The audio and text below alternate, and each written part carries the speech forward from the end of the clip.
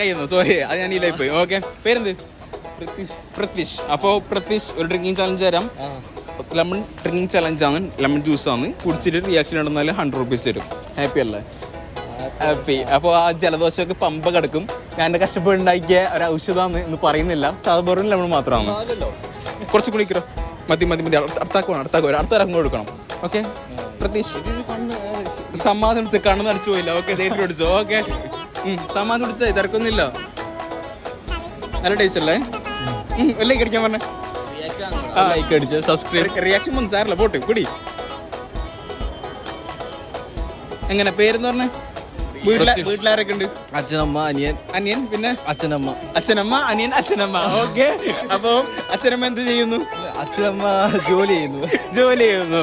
എന്ത് ജോലി? അച്ഛൻ ഗ്രാഫിക് ഡിസൈനർ, അമ്മ ഹൗസ് വൈഫാ? അല്ലല്ല, DTV സെന്റർ.